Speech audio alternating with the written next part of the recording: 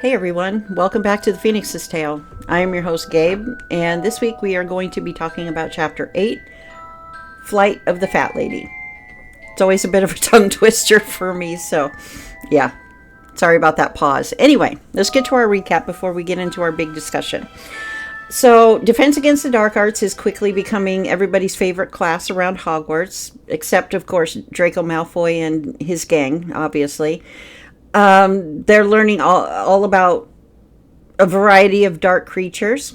Snape is even more vicious after the news of Neville's boggart spreads through the school, where we see Snape openly hating Professor Lupin and being even more bullying toward Neville.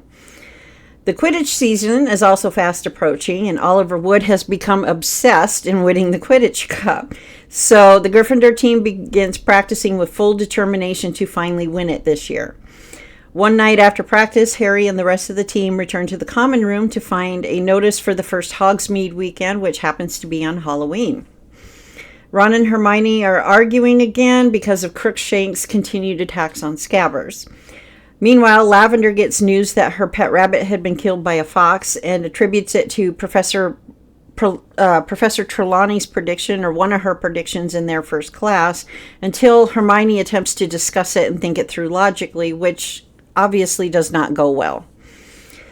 At the end of the chapter, we see Ron and Hermione going into Hogsmeade without Harry, who ends up having an interesting conversation with Professor Lupin in his office as Harry's just kind of meandering around the castle on his own, during which Harry asks Lupin why he didn't let Harry face the boggart, to which Lupin openly admits that he expected Voldemort to be Harry's boggart and thought it would not be a good idea for that to happen in a classroom full of students. So during that conversation, Professor Snape comes in with a potion for Lupin due to Lupin feeling off color, and that is the only potion that works for him. So Ron and Hermione return from Hogsmeade, and they all go down to the feast. After the Halloween feast, the Gryffindors attempt to return to the common room to find that it is blocked and no one is entering. It turns out that the fat lady had abandoned her post after someone attempts to enter the common room and attacks her because he didn't have the password. That someone was Sirius Black. This week, I want to talk about fear. This is something that I've been thinking about every time I reread this book and wondering what my boggart would look like. Naturally, it would be seeing my son dead. That would obviously be my boggart. But I often think about what else my boggart could possibly be. And when I dig deeper, I find things such as wasting my life doing what other people say I should do and that sort of thing, instead of living my life fully and authentically the way I want. In fact, someone I worked with years ago who told me that I was wasting myself there. The there being the new job I had just started a couple months earlier. And this particular coworker was always telling me how smart I am because of how quickly I picked up the workflow for the job that I was doing. And she was the one who trained me. And it was during a conversation that we were having one day about college. And after I had mentioned that I would very much like to return to school at some point, she told me, "Oh, you should. You're wasting yourself here." That's something that has definitely stuck with me and has been on my mind a lot over these last few years since I've made the intentional effort to get back on my feet and start rebuilding my life. But before we dive too deeply into this, I want to discuss the emotion of fear for a moment. My favorite quote about fear comes from Captain Janeway. Fear exists for one purpose, to be conquered. And that in a nutshell is the best way to think about fear, especially when we consider just how often we succumb to feeling fear rather than facing it. So when considering exactly what my boggart would be, I highly doubt that it would be the one I mentioned at the beginning, but something much deeper. Sorry about that. My brother just had to walk through for a minute, and I didn't want him hearing me talk about my boggart. He gets a little sensitive about this. So, yes, seeing my son lying dead on the floor would absolutely be one of my boggart forms, but I do believe that what I would see is much deeper than that.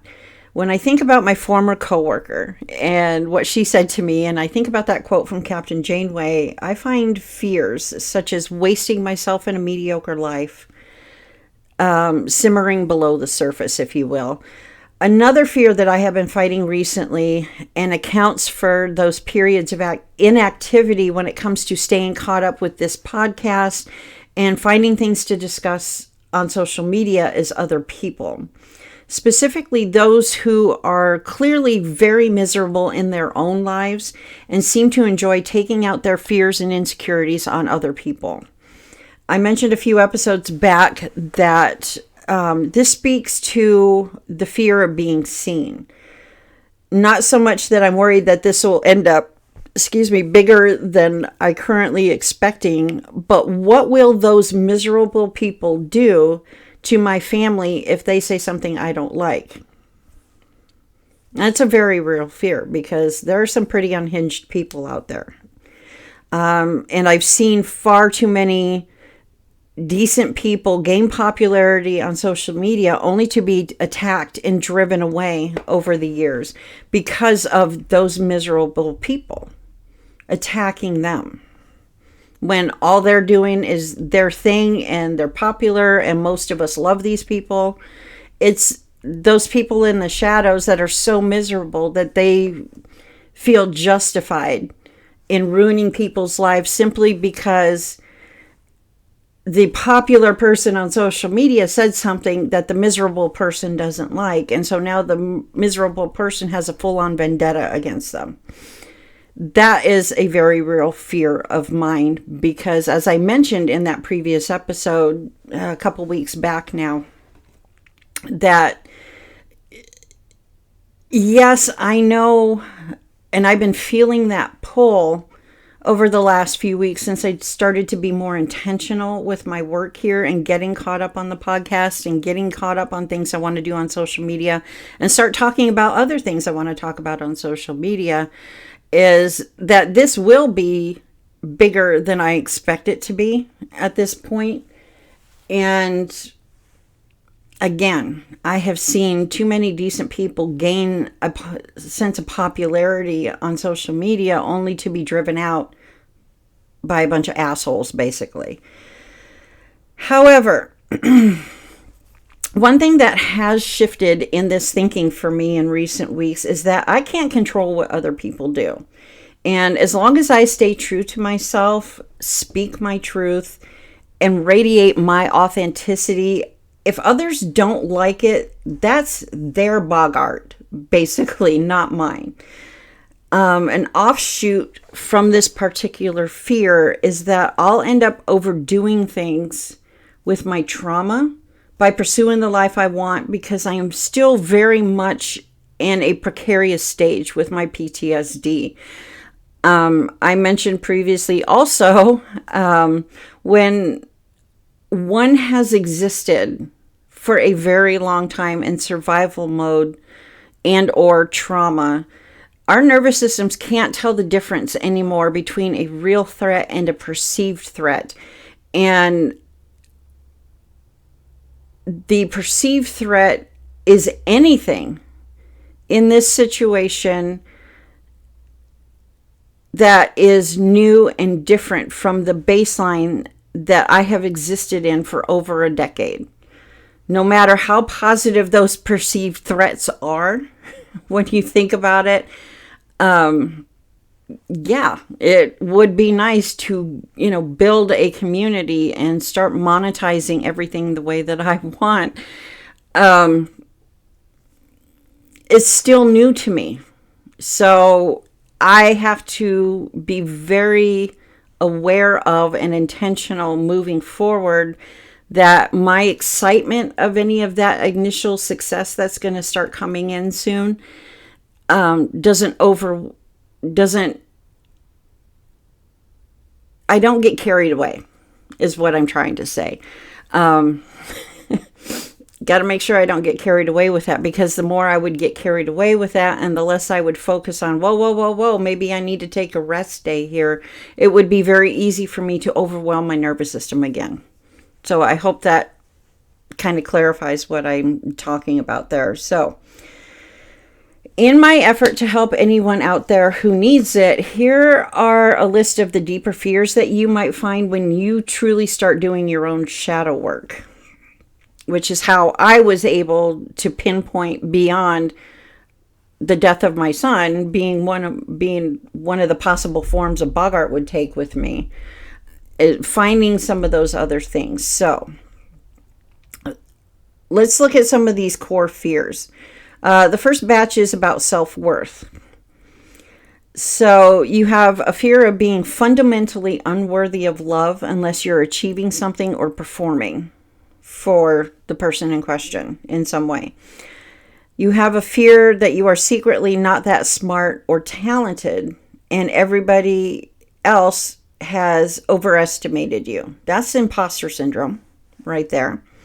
Fear of being too much or not enough in any role that you take on. Fear that your gifts don't actually matter in the world and are ultimately meaningless. Some other fears around potential and wasting your life. This is where mine get locked in a little bit. Fear of wasting your potential and looking back with regret that you never really tried.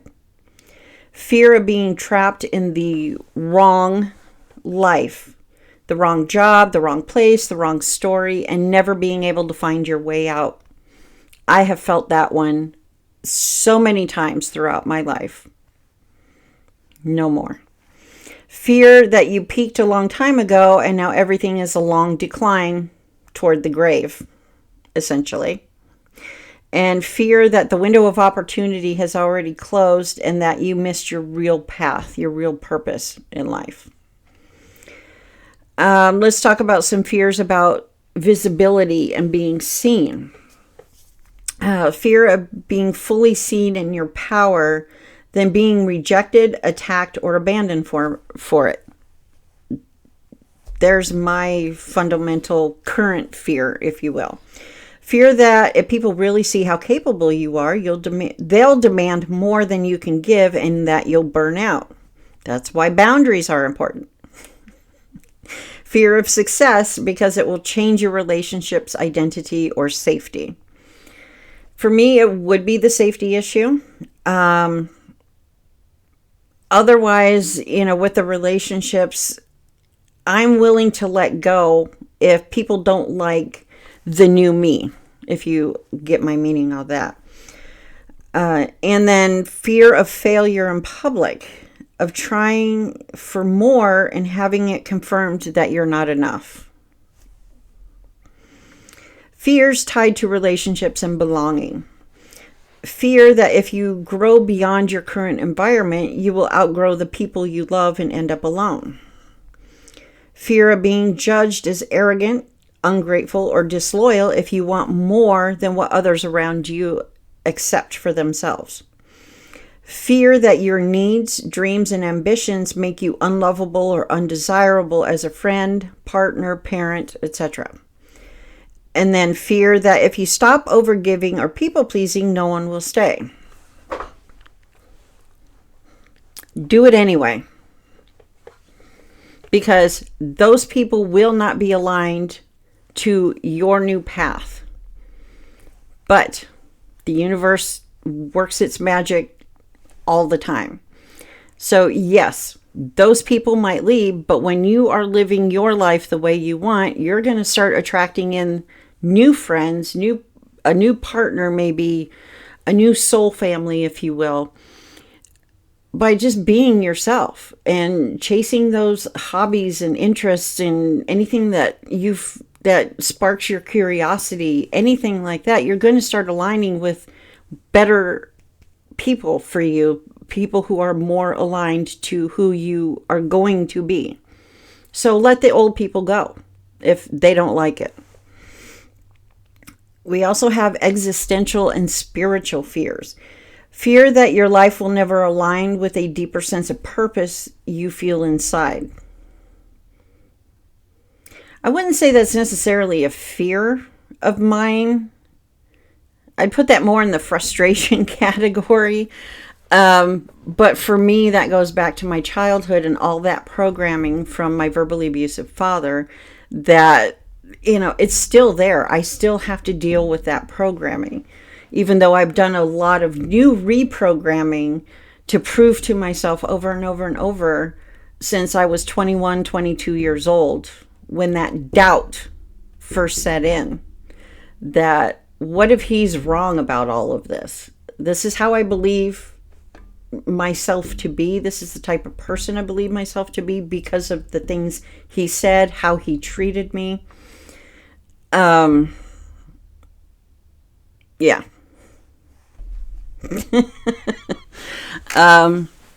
The old programming is still there. So I have to be intentional a lot of times in making sure that that doesn't take hold again. Fear that your pain, sacrifices, and endurance will not add up to anything meaningful. Well, it won't if you don't do anything to fix it. I do speak from a lot of experience on that one. Fear that there is something inherently broken in you that blocks you from the life you sense is possible for yourself. And fear that you are running out of time to become who you really are. I have an interesting, I don't have that problem because with my mother being who she is and her mother being who she is and having those influences at key moments in my life, it never occurs to me that my age has anything to do with being too old or that it's too late to do something. My mantra with that is it's only too late when you're dead. It really is. Let's talk about fear, some fears about safety and control. Fear that if you step into your true desires, career, creativity, love, etc., you'll lose safety, such as financial safety, emotional safety, or physical safety. Fear of losing control if you let yourself want what you really want, which, as I said earlier, kind of ties into that deeper fear of, let's say 2-3 years down the road, and a lot of people know who the hell Gabe the girl is now, and listen to the Phoenix's Tale podcast. If I say something that somebody doesn't like, they're going to go full on, attack mode and try to destroy my life.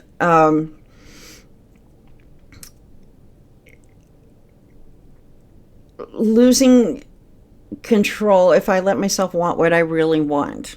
That would be an easy fear to connect to that for me. I know it probably didn't make sense, but it kind of did in my head. Anyway, fear that change, even positive change, will destabilize the fragile balance you're holding together. Fear that trusting your own inner knowing will lead you to disaster. Yeah. Fears of grief and emotional pain. Fear that if you admit what you really want, you'll have to grieve the years and versions of you that didn't get it. At this point, that is what drives me. There's a lot that I didn't get growing up. There's a lot that I haven't had at all in my life that I really clung on to, whatever scraps of that I got.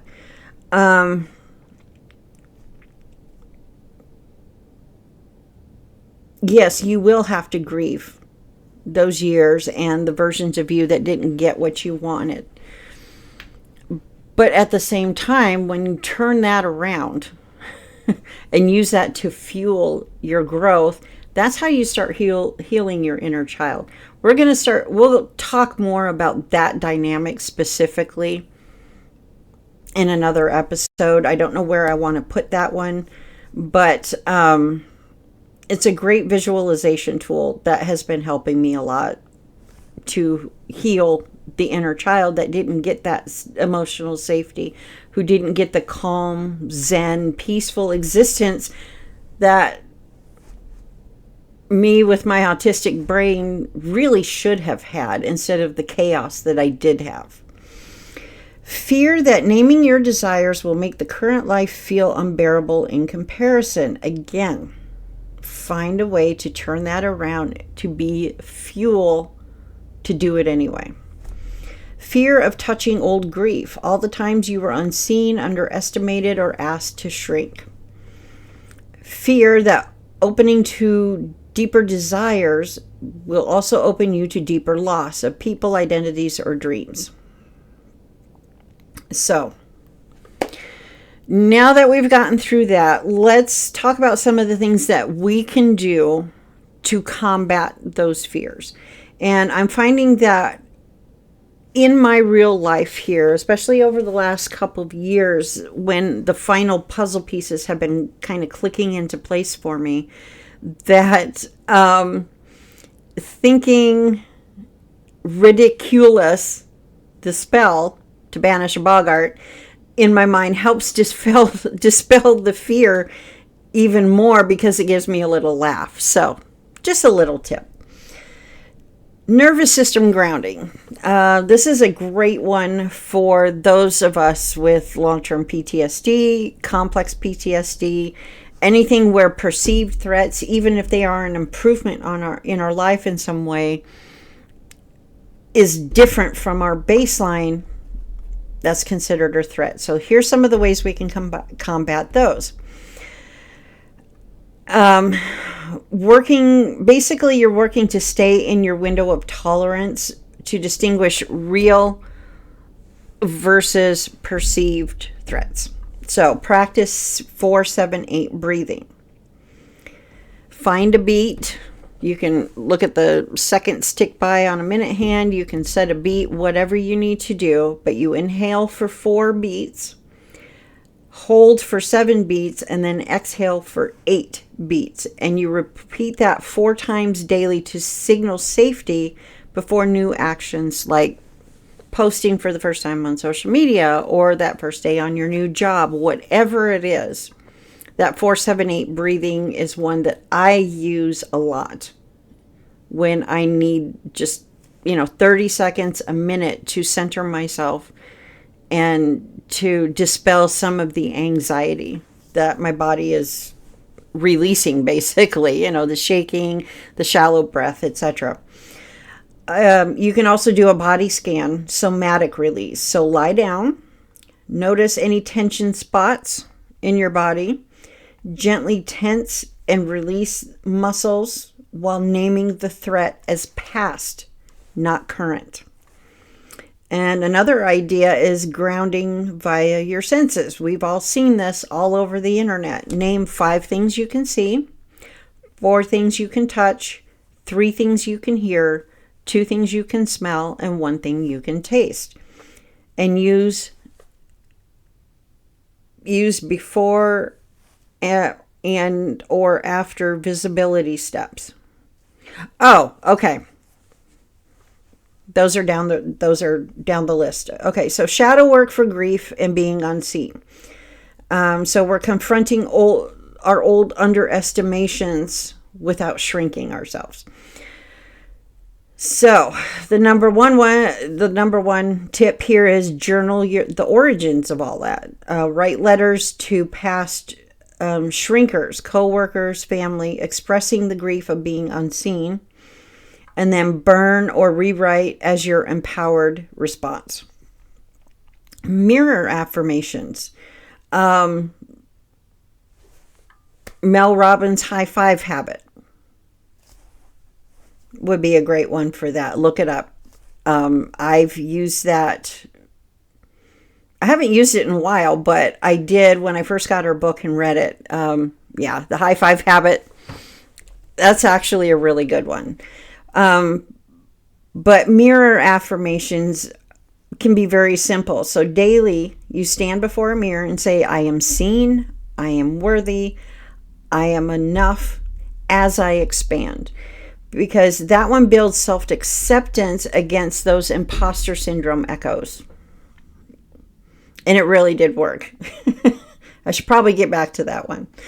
And then finally, an archetype dialogue. Personify your unseen self as a character. Ask what it needs to feel valued. And then integrate one small action.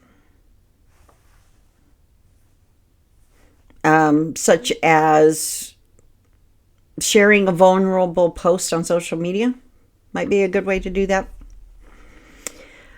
So let's talk about gradual exposure to visibility and being seen. So let me go back real quick at my notes here. So that grounding via the senses, the 5, 4, 3, 2, 1. You can do that either before or after any of these next steps. So gradual exposure to visibility and being seen helps desensitize our fear of critics, like practicing ridiculous in our minds. So, micro shares. Start with low stakes visibility. DM a friend.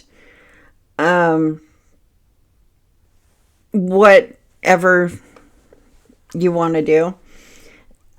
Post a story on social media if you want. Those types of things. And track those wins to rewire any attack expectations. Keep a journal of that, basically. It's like, oh, okay, I did this, and I did this, and I did this, and then, have some kind of a ritual for boundaries. Before creating them, affirm to yourself, their reaction is their boggart. I control my truth. That's a great one. Visualize critics shrinking into harmless cartoons. Or envision the audience in their underwear. I remember that one a lot growing up. Support accountability. Share fears in a trusted group. Celebrate exposures together to normalize and reduce isolation. And then handling deeper desire or loss fears. So embrace expansion without grief overload. Desire mapping. List 3 deep desires. Grieve any attached losses in a timed 10-minute free write. Then visualize thriving with them. So, the way I'm understanding this one is, for example, list 3 of those deeper desires. Those 3 things from childhood, young adulthood, that you didn't get to have, you didn't get to experience, the people you didn't get to have in your life, meet, whatever. And then attach any of the losses that I went through earlier to those desires. Basically, we're going to be talking about this in... it says mapping. So we're going to take those desires we've wanted for a very long time, since childhood, teen years, things like that. And then the fears that have resulted for you here and now in adulthood, as you're watching this, to those desires, kind of brain dump it, journal it, freestyle, and then start visualizing thriving with those same desires. I hope that one makes sense. Positive visualization. Spend 5 minutes daily imagining the loss transforming. Shifts nervous system from threat to possibility. So the loss, any losses you might have, any fear of losing something that you might have, imagine those being transformed in some way.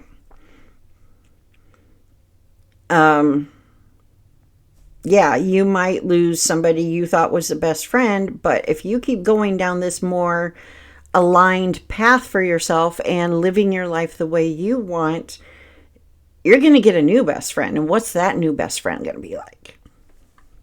Something like that. And then have an integration ritual. So create a fear altar. I know this sounds silly, with symbols of grief and loss, anything that's personal to you in that realm.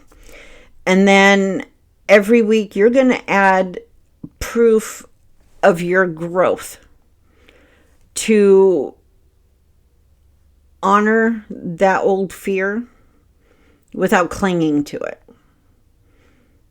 So, not unlike what I did after the epiphany moment where I realized doubt had suddenly landed. So, 22 years of listening to my father and experiencing his behaviors toward me left me feeling all these different ways. Like my existence didn't matter. My non-existence didn't matter. I wasn't going to fuck anything up. I'm not here to make anything better. I literally, if I never existed, everything would be the same in everybody's world, basically. Like, I did not matter. And it was that doubt. So I had to turn all of those fears. I was not smart enough. I'm not ambitious enough. I'm too lazy, blah, blah, blah, blah, blah. And looking for the proof that my father was wrong about all that. Oh, okay, I'm not smart. So that's what the weekly adding in proof of your growth comes in. I hope you understand that. Also, I'm going to do a little self-advertising, if you will. If you would like some guidance on this, I have created what I am calling my Great Lock-In series. I have it here on YouTube, as well as over on TikTok. I'm working through a number of somatic exercises to add to my personal self-care toolbox. And in the name of remaining consistent for myself, because I've been struggling with that, I'm bringing some fun into the mix by sharing the process with anyone who wants to join me, which is why I'm putting it on social media in the first place. To, one, stay consistent with what I should be posting every day, at least how I have it mapped out for myself. And two, interacting with you. If you want to join me and, start engaging, commenting, I would love to hear about that. But that was the whole point for me, was to find things to carry me through to feel better while I continue searching for the proper therapy I need after 13 years of PTSD. So in February, we did a variety of self-hugs throughout the month. It was a bit messy as I was working through it because I didn't get started on that until February 10th, roughly. So I did a lot of batching for the daily post. In March, we are going to be doing a number of sensory grounding exercises, including those in the nervous system grounding segment that I just mentioned. So that 5, 4, 3, 2, 1, the 5 things you can see, 4 things you can touch, that's going to be our very first post. That was our very first post in March, on March 1st. So I got the playlist for you here on YouTube. So if you're needing help with that kind of a thing, go check it out. If you want to join me, great. I would love to have you join me. I would love to hear how things are working for you. And if not, that's okay. I hope you do find something that does help you with all of that. So, as with boggarts, Professor Lupin taught us that fear shrinks when it's named and we can laugh at it, among other things. Just like those practices that we just went through. So think of Neville turning his boggart into, Snape. That was his boggart, but now the boggart turns into Snape wearing his grandmother's clothing. Your ridiculous could be a critic tripping over their own misery, or old grief dissolving into confetti. Whatever works for you in the moment, those visualization tools is a way we can think of that. So I can't wait to hear some of the things that are going to start working for some of you out there. And on that note, we are going to wrap things up this week. Next week, we talk about Chapter 9, Grim Defeat. Until then, you're going to need to make your way back to the Great Hall while the castle is searched for Sirius Black. It's a bit lame, I know, but it works for this chapter. So anyway, I'll see you in the Great Hall while everybody else is searching the castle. And I'll see you next week for Grim Defeat.